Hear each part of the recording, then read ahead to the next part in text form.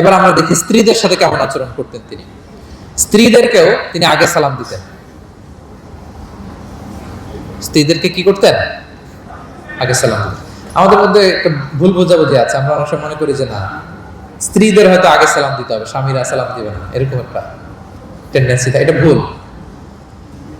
সবাই সবাইকে আগে সালাম দেওয়ার একটা কম্পিটিশন আমাদের মধ্যে থাকতে হবে। সালাম মানে হচ্ছে শান্তি। সালাম মানে কি?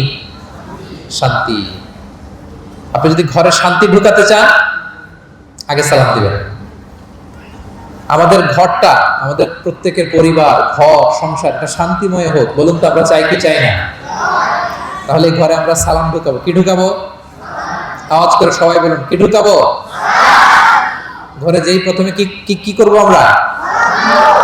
ঘরে যেই আমরা সালাম দিয়ে ফেলবো, আসসালামু আলাইকুম, দেখবেন যে কোনো ঝগড়া নাই, কোনো অশান্তি নাই। অনেকে বলে যে হুজুর, ঘরের ভেতরে শুধু অশান্তি, অনেক অশান্তি, অনেক ঝগড়া। এরকম হয় আপনাদের? আপনাদের হয়? এর কারণ হচ্ছে শান্তির পয়গাম আমরা ঘরে ঢুকাই নাই।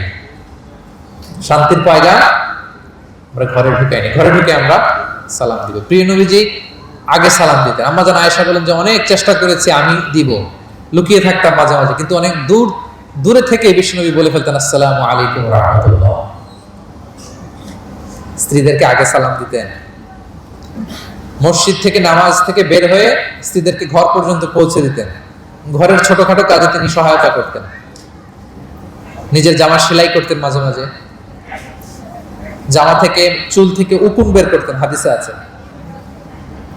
ছাগলের দুধ নিজে দহন করতেন, হাদিসে আছে। সাংসারিক কাজে সহযোগিতা করতেন এবং খুবই হৃদ্যতাপূর্ণ সম্পর্ক ছিল স্ত্রীদের সাথে। আম্মা জান আয়েশা রাদিয়াল্লাহু তাআলা আনহা কোনো পেয়ালার যেই জায়গা থেকে দুধ পান করতেন, ঠিক পেয়ালাটা নিয়ে ওই জায়গা থেকে প্রিয় নবীজি দুধ পান করতেন। আম্মা জান আয়েশা রাদিয়াল্লাহু তাআলা আনহা কোনো গোশত বা হাড্ডি কিছু অংশ খেয়ে রেখে দিলে প্রিয় নবীজি ওইটা নিয়ে ওখান থেকে খাওয়া শুরু করে দিতেন। মাইমুনা রাদিয়াল্লাহু তাআলা আনহা এবং প্রিয় নবীজি, ওনার স্ত্রী আমাদের আম্মা জান, একই মগ দিয়ে, একই বালতি থেকে একসাথে শেয়ার করে গোসল করেছেন, হাদিসে এসেছে। কত মধুর সম্পর্ক ছিল। একবার আয়েশা রাদিয়াল্লাহু তাআলা আনহাকে নিয়ে তিনি একটা সফরে বেরিয়েছেন।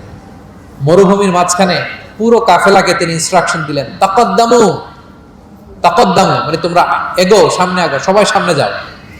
পুরো কাফেলা সামনে চলে গেল। এবার মরুভূমির মাঝখানে কেউ নাই, প্রিয় নবীজি আর আয়েশা রাদিয়াল্লাহু তাআলা আনহা। আল্লাহ রাসূল সাল্লাল্লাহু আলাইহি ওয়াসাল্লাম বললেন যে আয়েশা, চলো আমরা একটু দৌড় প্রতিযোগিতা করি, দেখি কে কার আগে দৌড়াতে পারে। তো দুজনেই দৌড়ালেন। ওই সময়টাতে আমাদের আয়েশা রাদিয়াল্লাহু তাআলা আনহা বয়স কম ছিল, একটু গড়নে পাতলা ছিলেন।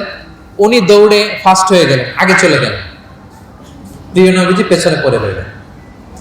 ঠিক একই ঘটনার অবতারণা ঘটলো আরো কয়েক বছর পরে, আরেক সফরে। আবারও প্রিয় নবীজি সবাইকে বললেন তাকাদ্দামু তাকাদ্দামু, মানে পুরো কাফেলা সামনে যাও। কাফেলা আবার সামনে চলে গেল। মাঝ রাতে প্রিয় নবীজি আবার আমাদের আয়েশাকে বললেন যে আয়েশা, চলো আজকেও আমরা একটু দৌড় প্রতিযোগিতা করি। কিন্তু কয়েক বছরের ব্যবধানে আম্মা জান আয়েশা রাদিয়াল্লাহু তাআলা আনহা তখন একটু হেলদি হয়ে গেছেন, আগের মতো আর জোরসে দৌড়াতে পারছেন না। ওই দিন প্রিয় নবীজি আম্মা জান আয়েশাকে পেছনে ফেলে তিনি সামনে চলে গেলেন। আম্মা জান আয়েশা রাদিয়াল্লাহু তাআলা আনহা পেছনে পড়ে রইলেন। তো প্রিয় নবীজি আয়েশা রাদিয়াল্লাহু তাআলা আনহাকে বলেন, ইয়া আয়েশা হাদিহি বিতিলকা সাবকা, ওই যে বছর কয়েক আগে তুমি আমাকে হারায় দিছিলে, আজকে তোমাকে হারায় দিলাম। 3-4 বছর আগে তুমি হয়ে গেছিলা চ্যাম্পিয়ন, আমাকে হারাই দিছো, আজকে এটার শোধবাদ করে নিলাম, সমান সমান হয়ে গেল। আল্লাহু আকবার! কি সুমধুর, কি অমায়িক, কি জান্নাতি সম্পর্ক ছিল। তাই বলে স্বামী স্ত্রীর মাঝে যে কোনো খুনসুটি, মিষ্টি ঝগড়া, মনোমালিন্য চলতো না, এমনটা না, চলতো। সবার জীবনেই থাকে এটা, প্রিয় নবীজির জীবনেও ছিল। তো তখন আল্লাহ রাসূল সাল্লাল্লাহু আলাইহি ওয়াসাল্লাম বলতেন, আয়েশা ইন্নী লা আ'লামু ইযা কুনতি আন্নী রাদিয়া ওয়া ইযা কুনতি আলাইয়া গাদবা। আয়েশা, আমি কিন্তু টের পাই কখন তুমি আমার প্রতি খুশি আর কখন তুমি আমার উপর রেগে আছো, আমি কিন্তু বুঝে ফেলি। আম্মা জান বলেন যে আপনি কি করে বুঝেন? রাসূল সাল্লাল্লাহু আলাইহি ওয়াসাল্লাম বললেন, যখন তুমি আমার উপর রেগে থাকো তখন দোয়া করার সময় তুমি বলো রব্বি ইব্রাহিম, মানে হে ইব্রাহিমের রব, আপনি আমাদেরকে ক্ষমা করেন। হে মুসার রব, আপনি আমাদেরকে ক্ষমা করেন। আর যখন তুমি আমার উপর খুশি থাকো তখন দোয়ার সময় তুমি বলো রব্বি মুহাম্মদ, হে মুহাম্মাদের রব, আপনি আমাদেরকে ক্ষমা করেন। হে মুহাম্মাদের রব, আপনি আমাদের উপর দয়া করেন।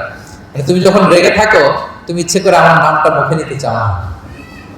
আমি কিন্তু বুঝে ফেলি। আম্মা জান আয়েশা বলেন, ইয়া রাসূলুল্লাহ মা আহজুরু ইল্লা ইসমা, আমি তো শুধু আপনার নামটাই বাদ দেই, মুখ থেকেই বাদ দেই, কিন্তু আমার হৃদয় থেকে তো কখনোই আপনাকে সরাতে পারি না। হৃদয়ে সব সময় আপনি থাকেন ইয়া রাসূলুল্লাহ।